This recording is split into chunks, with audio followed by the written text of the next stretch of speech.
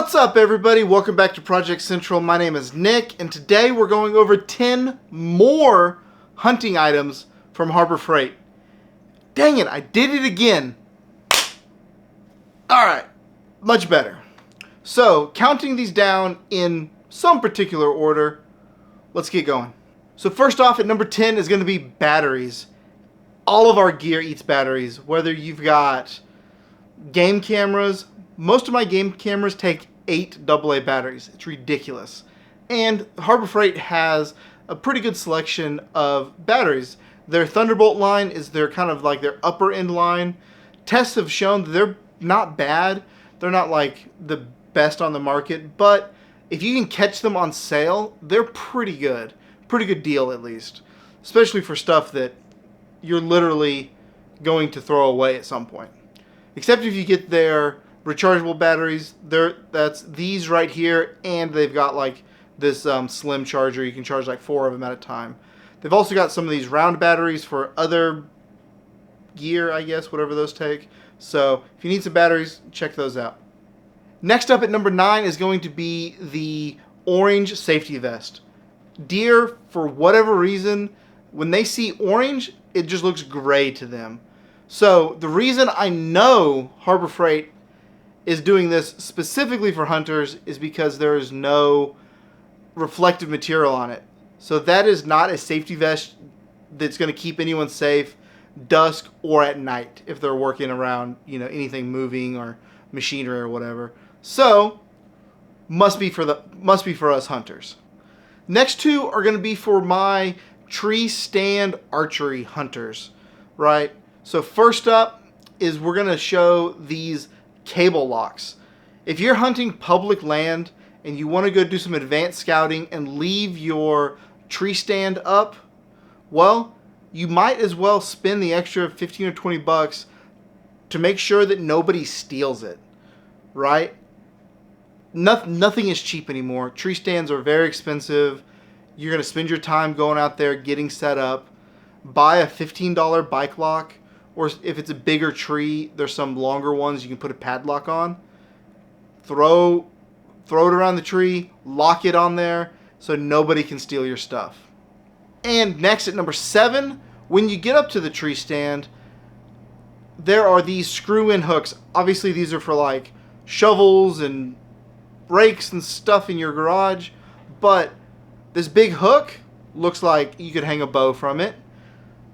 The rest of these, you could absolutely screw them into the side of a tree for gear, for a jacket, a day pack, or your hunting pack or whatever. So they're pretty cheap. They're a couple bucks a piece. So having a couple, especially the small ones that will fit in your pack once you get climbed up in the tree, you know. And if you're a saddle hunter, even better, right? So you don't have to have your pack on you. You can screw it into the tree, hang your pack, hang your bow. Not bad. Hey, real quick, just wanted to jump in here and say thanks for watching the video. Really appreciate you. And if you want to support the channel, we've got some merch. Check out the link in the pinned comment and in the description. We've got shirts like AI can't do a burnout, make fabrication great again, and remember, only you can stop AI slop. All right, back to the video. All right, these next two, number 6 is going to be when you're trying to get to camp or out to your lease or out on public lands. A lot of times you're driving at night on backcountry roads, middle of nowhere. So make sure you check out Harbor Freight's selection of off-road lights. Light bars, spotlights, floodlights, whatever. You can see here there's a ton of options. They've got wiring kits.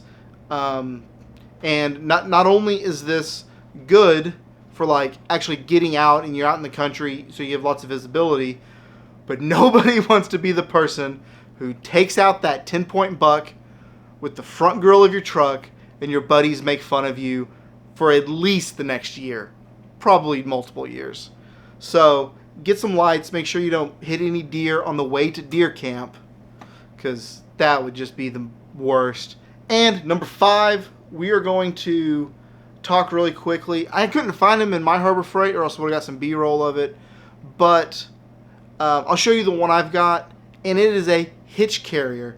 If you are hunting out of an SUV, or maybe you've got just stuff in the back of your truck, hey, throw one of these hitch carriers in your hitch and throw your deer on it, tie the legs up, tie the head up, and, you know, roll on back to deer camp, back to the house, whatever. Or throw your cooler on the hitch carrier and you can throw the deer in the back of the truck. They're pretty handy.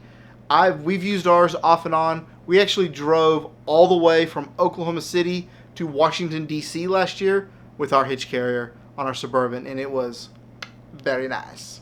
Very handy. Number 4. These last 4 are once you've actually shot your deer or pig or elk or moose or Sasquatch or whatever you're hunting. That is going to be trash bags. If you live in the South, I'm going to say the South, it's still 90 degrees in Oklahoma in the middle of October. It's way too hot to hang a deer.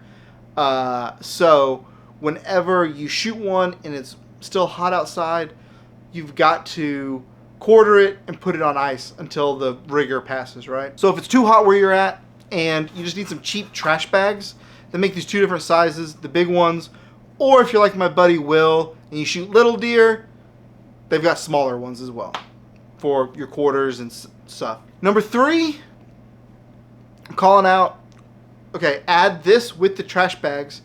Number 3, I'm calling out this cheap Warrior brand Sawzall. Breaking down animals when you're processing yourself or whatever, because the cost of processing is outrageous here in my area. So we process everything ourselves. So if you're chopping up a pig, go get you a cheap Sawzall, put a trash bag on it, and get that thing chopped up and processed out. And for like $25, $30 with tax probably. If it gets nasty, throw it away at the end of the season and get another one next year. They're super cheap. It's perfectly capable of, you know, chopping up an animal. Second to last one, and this is a really cool tip. I saw this a while back. It's actually really handy because this is a carpet blade, like the little disposable carpet blades. They're really cool because you can throw them in a, you know, little cheap folding knife, and they're really, really good for skinning. At least deer. I don't know about pigs and stuff, but the little hook, you get it right behind the skin and just shoop, unzip it. Here's one that's a Cobalt brand. Here's one that's a Cobalt brand, and the little hook on there, right? That's what I'm talking about. So dug this out of the hunting pack. So pick you up a set, maybe $10. And next time you're skinning a deer or any animal, use that little hook and you can just basically unzip it, and then it's a lot easier than trying to cut it with a knife. You don't get into the meat and stuff as much. So, all right, number 1, this was a comment from I don't know how you pronounce the name, Fergotti. Sorry, butchering your name. On the last video, the first top 10 we did on this. And they said, get one of the cheap moving blankets, right? They've got these camo ones. And then when you're in your blind, put that down first so that when you're stepping and moving around and your chair isn't moving around, your chair's moving around a little bit, you're not rustling leaves and making a whole bunch of noise, and it really makes it quiet in the box blind or ground blind or stand or whatever. I thought that was a great tip. So shout out to username Fergotti. What other hardware store hunting hacks do you guys have out there that you've used in the past that have been really good? You guys blew up my last video, so I wanted to do 10 more for y'all. I appreciate everyone that watched, and do what you always do. Take care of one another. Aim small, miss small. And I got a few comments saying I'm not a hunter, and just because I suck at it doesn't mean I'm not a hunter, right? So, you know, be kind, everyone. Bye.